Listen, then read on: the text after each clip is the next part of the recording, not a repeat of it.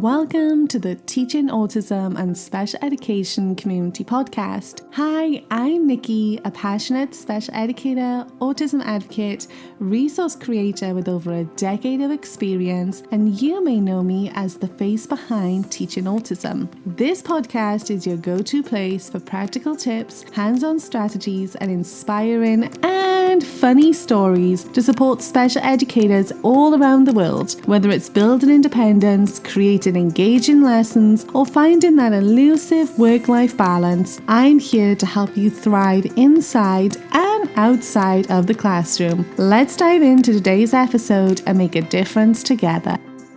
Hi friend, and welcome back to the Teaching Autism and Special Education podcast. Today's episode is one that I think is probably long overdue, because if you've ever been told that your students just need to sit still and focus, you probably wanted to laugh and cry all at the same time.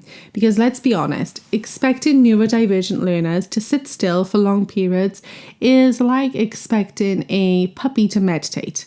Movement is not a distraction, it's a need. And today we're going to talk about why movement matters so much, how it actually supports learning and regulation, and how you can build movement naturally into your classroom without chaos, using themed and creative ideas that make it fun for everyone. So let's jump in. Let's start by busting one of the biggest classroom myths out there, that sitting still means paying attention, because it does not. Stillness is not the same as focus. In fact, for many students, especially those who are autistic, ADHD, or sensory seeking, stillness can actually block focus. Their brains actually process information better when their bodies are moving, and that movement gives sensory feedback that helps organize the brain. It keeps their nervous system regulated and prevents overload. It helps them stay alert, engaged, and emotionally balanced. So when you see a child rocking, fidgeting, or pacing, that's not misbehavior, that's self-regulation in action. So let's get nerdy for a second in the best way. When students move, their brains release dopamine and oxygen, two things essential for attention and memory.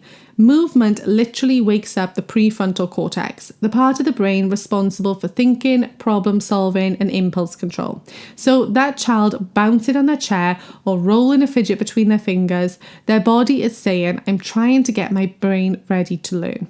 And for our students who often spend all day navigating sensory input, social expectations, and communication challenges, movement isn't optional, it's survival.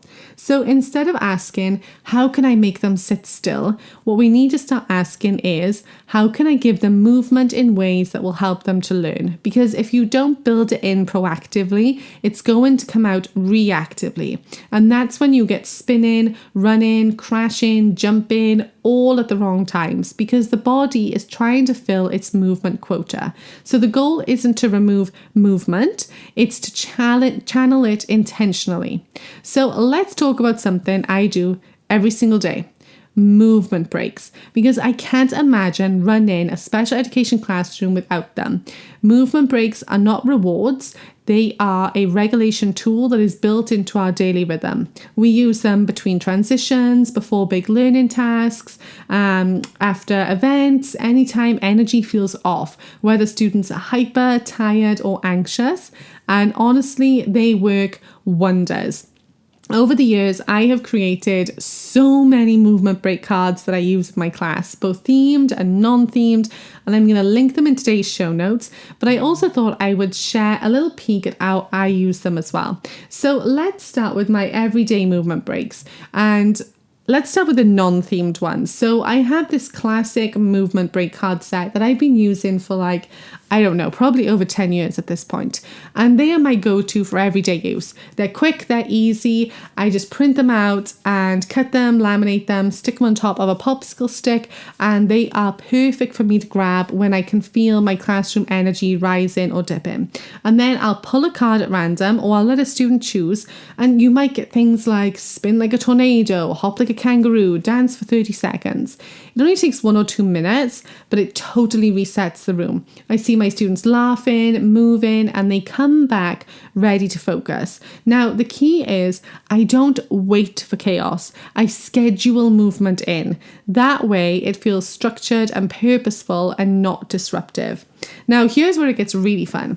I love to use themed movement breaks as well throughout the year. So sometimes they tie beautifully into whatever we're learning, and they just keep things fresh and exciting for students. Some of my favorites are our dinosaur movement breaks, because I once had a class obsessed with dinosaurs. I'm talking dinosaurs, everything. So I feel like we use these constantly. The engagement was incredible. My students loved to stretch like a brachiosaurus and flap like a pterodactyl and stomp like a T-Rex. And then we have the zoo animal yoga cards. I like to use these during transitions or calm down times. We stretch like giraffes. We balance like flamingos. We roar like lions. It's the perfect mix of movement and mindfulness. And now this time of year, I love to pull out my hibernation and snow theme movement cards. So these are amazing in winter when my students start to feel sluggish. So for the hibernation ones, we will curl up like bears and stretch like foxes and wake up from our hibernation. And then we'll have the snow ones with let's build snowmen, let's throw a snowball, let's ice skate into place. It all adds a little festive magic without that overstimulation. And I do swap themes throughout the year as well. Sometimes my movement breaks will match holidays, sometimes our class topics, sometimes just my students' interests. It keeps everything consistent but fresh as well, and my students love seeing what theme we're doing next. You can find all of these over in the show notes. I'll link to them all so you can download and use them as well. But movement is such a fun way to celebrate special days without chaos or overstimulation. Like around Thanksgiving, we have turkey trots and pumpkin rolls. And in December, we might do a delivering gifts obstacle course or pretend to sled down a hill. On Valentine's Day, we do heart jumps, we do arrow stretches. And all these themed movement breaks, they're such a low stress way to make holidays inclusive for everyone. You don't need big parties and sugar highs, just a few minutes of even just imaginative movement and the whole class is having fun. I also love tailoring movement breaks to whatever theme we're exploring in class. So when we did a construction theme, we pretended to hammer and lift and carry beams. For Space Week, we blasted off, we floated like astronauts, we jumped over craters. During Pet Week, we crawled like cats and swam like fish. And honestly, it doesn't take much planning. Like, you can use my themed movement cards as is, or even just a fun narrative. Okay, now we're going to be explorers. Let's move like jungle animals. It turns regulation into adventure and it makes it fun as well. And this part's important. Movement breaks aren't a prize that students earn for good behaviour. They're a right. So everybody needs to move, especially neurodivergent ones. So we don't say, oh, if you finish your work, you can have a break. We say, we're going to take a movement break now so our brains can learn better. And that language shift matters. It shows students that movement is not something to earn, it's something to use when they need it. And if movement breaks aren't consistent, some students will crave them, but others might dread the unpredictability. So try and make them part of your daily rhythm. So maybe after morning work or before transitions, maybe right after lunch or specials, before high demand tasks. And I'll often post a little visual schedule so students know when breaks are coming as well. That predictable movement, it helps to prevent dysregulation before it happens. And over time, I do teach my students to recognize when their bodies need to move as well. So I'll ask them things like, does your body feel fast or slow? Do you need a stretch or a rest?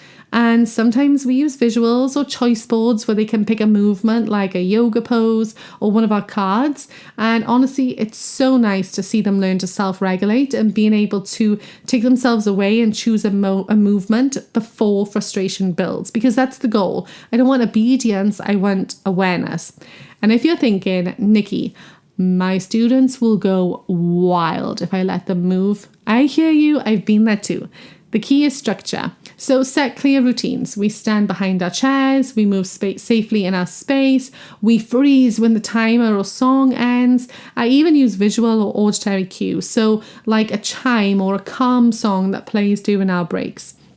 Once students learn the pattern, movement will actually reduce chaos, not add to it, because their bodies get what they need before they hit sensory overload. So I think the most important thing to remember is that we need to stop seeing movements as a time off task, because for many students, it is the task, because movement can build coordination and sequencing, body awareness, self-regulation, even listening skills. Every jump and stretch and wiggle is teaching something valuable. So when you schedule movement, you're not wasting time, you're actually investing in learning. So next time you feel tempted to say, sit still, try asking, how can we move right now? Movement isn't the problem, it's the solution. It regulates bodies, refocuses minds, reconnects hearts. And then when you build it into your day, through things like movement breaks like we use, you're not just giving your students a break, you're giving them what their nervous system has been asking for all along, permission to be themselves. Movement is not messy, it's meaningful. And when students are allowed to move, they're not distracted, they're ready to learn. All right, that's it for today, friends. I hope that episode was helpful for you and gave you a little more insight into how we use movement breaks in my classroom as well. Thank you for listening, and I'll speak to you again soon.